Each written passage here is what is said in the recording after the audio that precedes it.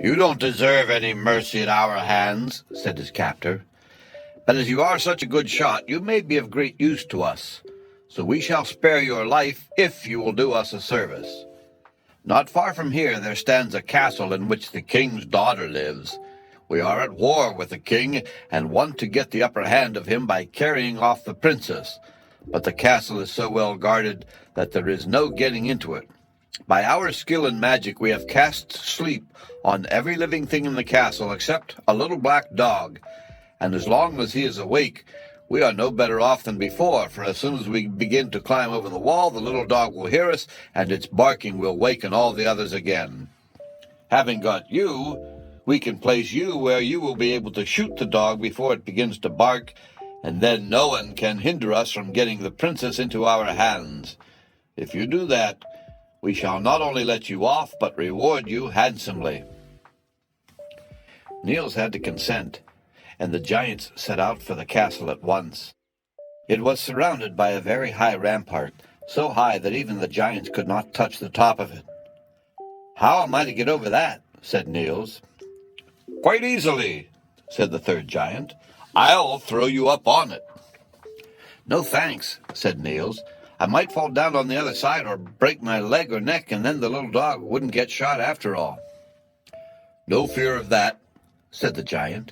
"The rampart is quite wide on the top and covered with long grass, so that you will come down as softly as though you fell on a feather bed." Niels had to believe him and allowed the giant to throw him up.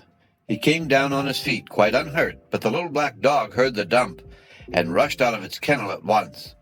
It was just opening its mouth to bark when Niels fired, and it fell dead on the spot. "Go down on the inside now," said the giant, "and see if you can open the gate to us." Niels made his way down into the courtyard, but on his way to the outer gate, he found himself at the entrance to the large hall of the castle. The door was open, and the hall was brilliantly lighted, though there was no one to be seen. Niels went in there and looked round him. On the wall there hung a huge sword without a sheath, and beneath it was a large drinking horn mounted with silver. Niels went closer to look at these, and saw that the horn had letters engraved on the silver rim. When he took it down and turned it round, he found that the inscription was, "Whoever drinks the wine I hold can wield the sword that hangs above. Then let him use it for the right and win a royal maiden's love." Niels took out the silver stopper on the horn and drank some of the wine. But when he tried to take down the sword, he found himself unable to move it. So he hung up the horn again and went further into the castle. "The giants can wait a little," he said. Before long he came to an apartment in which a beautiful princess lay asleep in a bed, and on a table by her side there lay a gold-hemmed handkerchief.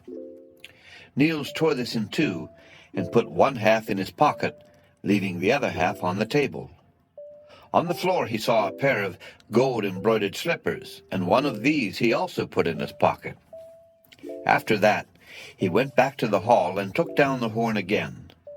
"Perhaps I have to drink all that is in it before I can move the sword," he thought. So he put it to his lips again and drank till it was quite empty. When he had done this, he could wield the sword with the greatest of ease, and felt himself strong enough to do anything, even to fight the giants he had left outside, who were no doubt wondering why he had not opened the gate to them before this time. To kill the giants, he thought, would be using the sword for the right. But as to winning the love of the princess, that was a thing which the son of a poor sheep farmer need not hope for. When Niels came to the gate of the castle, he found that there was a large door and a small one, so he opened the latter. "Can't you open the big door?" said the giants. "We shall hardly be able to get in at this one." "The bars are too heavy for me to draw," said Niels. "If you stoop a little, you can quite well come in here." The first giant accordingly bent down and entered in a stooping posture. But before he had time to straighten his back again, Niels made a sweep with the sword, and off went the giant's head.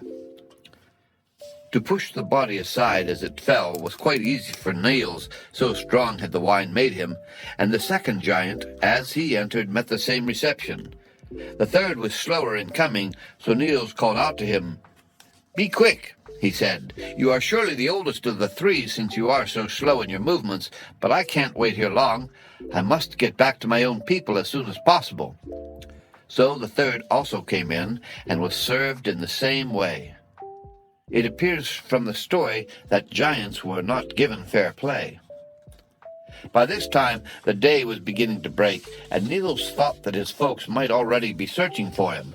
So instead of waiting to see what took place at the castle, he ran off to the forest as fast as he could, taking the sword with him.